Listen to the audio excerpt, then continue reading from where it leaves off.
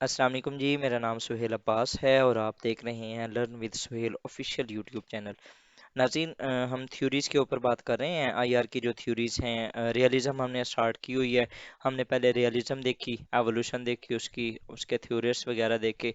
उसके बाद हमने न्यू रियलिज़म अपने जो पिछला लेक्चर था उसके अंदर देखी। आज हम समराइज़ करेंगे अपनी जो दो थ्योरीज़ हमने पढ़ी हैं, classical realism and new realism. और उसके बाद हम डिफेंसिव और ऑफेंसिव रियलिज़म को पढ़ेंगे। हम यूएस और चाइना के ऊपर क्रिटिकल एनालाइज करेंगे कि किस तरह ये जो थ्योरीज हैं उनके ऊपर इम्प्लीमेंट कर सकते हैं। तो चलते हैं जी। क्लासिकल रियलिज्म में हमने पढ़ा था human nature is selfish. Individual level theory थी, ये पहली ग्रेट डिबेट थी। और human are primary actor in this, जो रियलिज्म क्लासिकल रियलिज्म के अंदर। और सब्जेक्टिव इवेल्युएशन होती है, मतलब कि इसमें ये नहीं देखा कि कोई एक चीज़ है जो कि इन्फ्लुएंस कर रही है अपने आप को। मल्टीपल चीज़ें होती हैं, मल्टीपल अनासर होते हैं जिनकी बेस पे कोई भी एक इवेंट हो रहा होता है। ठीक है, तो एक सब्जेक्टिव नेचर की ये थ्योरी थी। अगर न्यो रियलिज्म को देखें तो ये international structure is anarchic. State level की थ्योरी थी जी, थर्ड ग्रेड डिबेट की, और स्टेट इसकी प्राइमरी एक्टर्स हैं। और इसमें साइंटिफिक एनालिसिस किया जाता है। तो नेक्स्ट अगर हम चलें तो ऑफेंसिव एंड डिफेंसिव रियलिज्म की बात करते हैं। ये बेसिकली नियो रियलिज्म की ऑफशूट्स हैं, मतलब कि नियो रियलिज्म को फर्दर इस चीज़ ने ना एक्सप्लेन किया हुआ है। और इसको जो एक्सप्लेन किया था ये बेसिकली जॉन जेम्स मेयर ने अपनी किताब, अपनी book the tragedy of great power politics के अंदर किया था। इसको मैंने थोड़ा सा ऑलरेडी मैं डिस्कस कर चुका हूँ, लेकिन आज जो लेक्चर है इसका बनाने का मकसद बेसिकली यूएस और चाइना की एक प्रैक्टिकल इम्प्लीमेंटेशन करनी है उनके ऊपर। ठीक है, तो डिफेंसिव रियलिज्म क्या होती है जी? Power that is necessary to thrive. आपके पास इतनी पावर होनी चाहिए कि आप डिफेंड कर सकें अपने आप को। No quest to be hegemon, मतलब कि आपने एक बहुत ही ज्यादा हाइपर पावर नहीं बनना, आपने सिर्फ इतनी पावर हासिल करनी है कि आप अपने आप को सरवाइव कर सको। उसके बाद ये Waltz negated the role of domestic institution and diplomacy. इसमें मतलब कि ना आप जो डोमेस्टिक इंस्टीट्यूशंस हैं वो इतना ज़्यादा रोल प्ले नहीं करते। According to Walsh, human nature, in his view, is defining states' behavior while formulating foreign policy and international relations. इन्होंने कहा जी कि जो ओवरऑल जो स्टेट की फॉरेन पॉलिसी बनाती हैं वो बेसिकली होते तो इंसान ही है ना। और वहाँ पर क्योंकि वो इंसान होते हैं तो वो सेल्फिश होते हैं, इगोइस्टिक होते हैं। तो वहाँ पर जो उनकी ये बिहेवियर होता है ना, वो वहाँ पर शो हो रहा होता है जब वो फॉरेन पॉलिसी बनाते हैं। अगर आप इसकी एग्जांपल देखें तो ट्रंप को देख लें, आप मोदी की पॉलिसी देख लें, आप फिलीपींस के अंदर जो उनके रिगो थे उनकी फॉरेन पॉलिसी देख लें, आप पाकिस्तान के अंदर इमरान खान को देख लें, पुतिन को देख लें, आप जो कि रशिया के अंदर हैं, शी को देख लें चाइना के अंदर। ये सारे क्या हैं इंसान ही, लेकिन वो जिस तरीके से बिहेव कर रहे हैं टुवर्ड्स अदर नेशंस, खास तौर पे जो राइवल नेशंस हैं, तो वहाँ से उनकी वो जो इगोइस्टिक और सेल्फिश नेचर का यहाँ पर हमें अंदाज़ा हो सकता है कि वो किस तरह अपने आप को डिफेंड करना चाह रहे हैं। नेक्स्ट जी, ऑफेंसिव रियलिज्म। ऑफेंसिव रियलिज्म ये होती है कि states should increase their powers to be hegemon. मतलब कि जो पिछली थी डिफेंसिव, वो उनका मैक्सिमम कोर, उनका जो अल्टीमेट ऑब्जेक्टिव क्या था? अपने आप को सिर्फ डिफेंड करना है। फॉर एग्जांपल पाकिस्तान है तो हमने अपनी टेरिटोरियल इंटेग्रिटी का ख्याल रखना है, हमने अपनी सॉवरेनिटी के ऊपर कोई आंच नहीं आने देनी। ठीक है, लेकिन जो ऑफेंसिव होते हैं वो कहते हैं जी नहीं, हमने अपनी पावर को इतना ज़्यादा मैक्सिमाइज करना है कि हम हेजीमोन बन जाए। जिस तरह इंडिया कर रहा है, वो अपनी मैक्सिमम पावर गेन करने की कोशिश कर रहा है to be hegemon of the region. और इंडिया का ये ड्रीम पाकिस्तान ने पूरा होने दे रहा, जिसकी वजह से पाकिस्तान के साथ उसकी दुश्मनी है। नेक्स्ट अगर देखें जी तो an unending struggle of building of power, particularly military power होती है, to achieve maximum influence in international arena. ये ऑब्जेक्टिव्स होते हैं जी ऑफेंसिव रियलिज्म के। तो इसमें जो कोर थीम है वो state maximize their powers, similar to Morgenthau postulation. It is not the human nature but international system that lacks central authority which force accumulation of maximum power. ये मैं already आपको बता चुका हूँ कि इंटरनेशनल सिस्टम जो है वो अनार्किक है। और यहाँ पर बिकॉज ऑफ वो जो डायलेमा था, सिक्योरिटी डायलेमा, हम अपनी पावर को मैक्सिमाइज करते हैं टू बैलेंस ऑफ पावर। मतलब कि एक स्टेट, अब यहाँ पर ना मैं आपको एक छोटी सी एग्जांपल देता हूँ। यूएस अपनी पावर को इंक्रीज कर रहा है टू इंक्रीज इट्स इन्फ्लुएंस। ठीक है, तो इसको एज ए सिक्योरिटी डायलेमा लेगा चाइना। वो कहेगा जी यूएस अपनी पावर इंक्रीज कर रहा है, ये लगता है कि ये मेरे ऊपर थ्रेट है, ये मेरे ऊपर अटैक कर देगा। तो इस बेस को मद्देनजर रखते हुए चाइना भी अपनी जो पावर है वो उसको बढ़ा देता है। वो अपनी पावर बढ़ाएगा, वो अपने मिलिट्री इक्विपमेंट्स बढ़ाएगा, वो अपना मिलिट्री बजट बढ़ाएगा, अपना डिफेंस बजट बढ़ाएगा। तो उसको देखते देखते इंडिया ये समझेगा, यार ये तो चाइना अपनी पावर बढ़ा रहा है, ये मुझे लगता है कि मेरे ऊपर ये अटैक करने की कोशिश कर रहा है। अब इसको देखते हुए इंडिया भी अपना डिफेंस बजट इंक्रीज कर देगा। अब जब इंडिया अपना डिफेंस बजट इंक्रीज करेगा तो पाकिस्तान देखेगा, उसने कहा यार इंडिया तो नई नई टेक्नोलॉजी ले रहा है, इसका मतलब है ये मुझे अंडरमाइन करना चाह रहा है, मैं भी अपनी मिलिट्री के अंदर इन्वेस्टमेंट करता हूँ। तो वो भी अपनी पावर को इंक्रीज करने की कोशिश करेगा। ठीक है, ये अब पावर कहाँ से स्टार्ट हुई, बात कहाँ से स्टार्ट हुई? पावर मैक्सिमाइज एक कंट्री ने की, दूसरे का सिक्योरिटी डायलेमा उसको इस नहज में ले गया कि उसने अपनी पावर को मैक्सिमाइज करना है। और मैक्सिमाइज किस बेस पे करना है? To balance its power to its enemy. तो ये जो एक बैलेंस ऑफ पावर का विशेष साइकिल है, ये चलता रहता है। ठीक है, और इसकी वजह से दुनिया के अंदर अनार्की की जो कंडीशन है वो हमेशा रहेगी। होपफुली यहाँ तक आपको ऑफेंसिव, डिफेंसिव और कोर थीम जो है इन इस थ्योरी का, ये भी आपको समझ आ गया होगा। अब हम ना 5 की एजम्पशंस हैं, ये इनको देखते हैं। ये बेसिकली जॉन जेम्स मेयर की ही थी हैं, और ये बेसिकली वही जो हमने उसमें देखा था ना, न्यू रियलिज्म के अंदर जो 5 कंसेप्ट थे, ये बेसिकली वही हैं। उन्होंने कहा जी no discipline in international political system, international system is anarchic. वहाँ पर भी मैंने यही बताया था। This state possess damage inflicting capabilities such as military power। उस वक्त पे मैंने यही बताया था कि मिलिट्री जो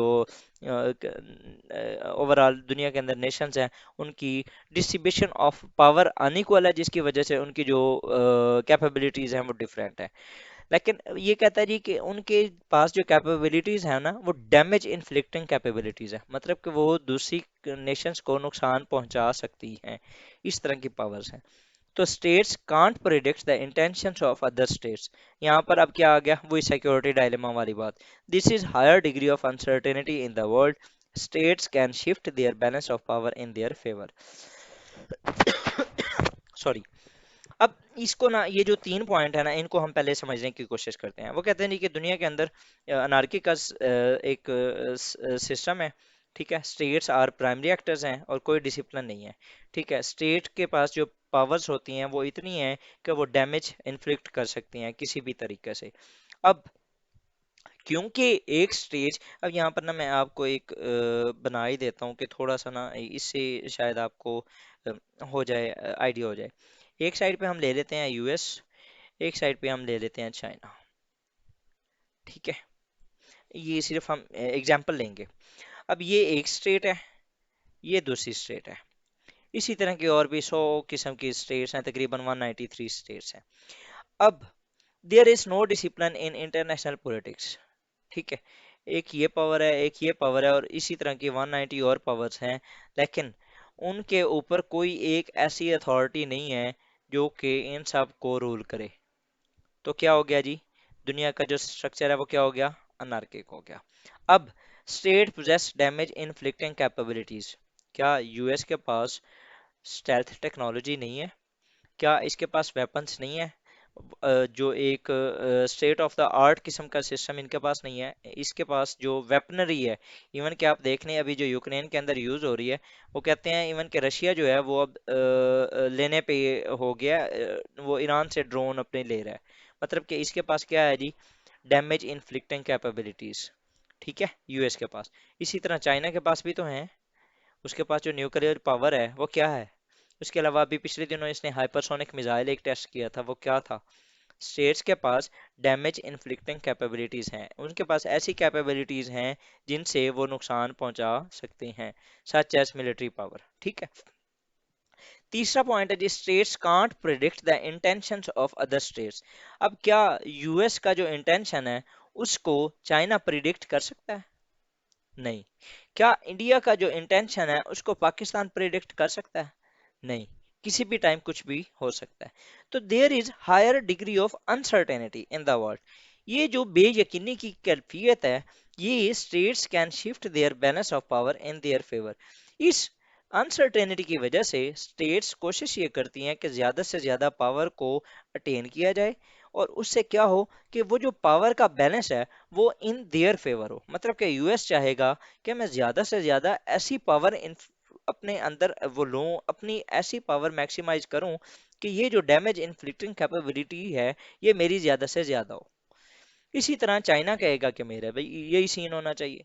इसी तरह पाकिस्तान कहेगा कि मेरे पास भी यही होना चाहिए। इसी तरह इंडिया भी कहेगा। तो ये जो है, ये सारी जो स्टेट्स हैं वो कोशिश करती हैं ज़्यादा से ज़्यादा पावर इन देयर हैंड्स हो टू चेंज द अनसर्टेनिटी, और वो जो एक बैलेंस ऑफ पावर है ना वो अपने फेवर में करने के लिए। अभी आजकल जो आपने एक स्टेटमेंट सुनी होगी, रूल्स बेस्ड जो ऑर्डर है उसको खतरा है, और चाइना और रशिया जो है इस वर्ल्ड ऑर्डर को थ्रेट कर रहे हैं। वो क्या करना चाह रहे हैं? वो बेसिकली इस ऑर्डर को अपनी फेवर में लाना चाह रहे हैं। वो कोशिश करना चाह रहे हैं कि ये जो ग्लोबल वर्ल्ड ऑर्डर है वो उनको भी फेवर दे जिस तरह यूएस को दे रहा है। नेक्स्ट जी, states priority is its survival, raison d'etre, ये रेजन दितात इसे को कहते हैं, ये ना नेशनल इंटरेस्ट को ही कहते हैं। ठीक है। सॉरी। तो स्टेट्स जो है उसकी जो प्रायोरिटी क्या है जी, ये हम ऑलरेडी जो तीन असेंशियल्स ऑफ रियलिज्म है उसके अंदर हम पढ़ चुके हैं कि उनकी जो प्रायोरिटी है वो है सर्वाइवल। और सर्वाइवल क्या करती हैं? States act as a rational actor. जब भी वो एक्ट करेंगी वो रैशनल एक्टर ही, एज ए रैशनल एक्टर ही करेंगी एक्ट। और devise policies, states may commit mistakes but their actions and policies are rational when it comes to their survival। मतलब कि मैं आपको एग्जांपल देता हूँ कि मेरे ऊपर अगर कोई अटैक करेगा और मैं अगले बंदे को मार देता हूँ, ठीक है, या मैं किसी के ऊपर अटैक करता हूँ और वो मुझे मार देता है, तो वो बेसिकली क्या कर रहा है?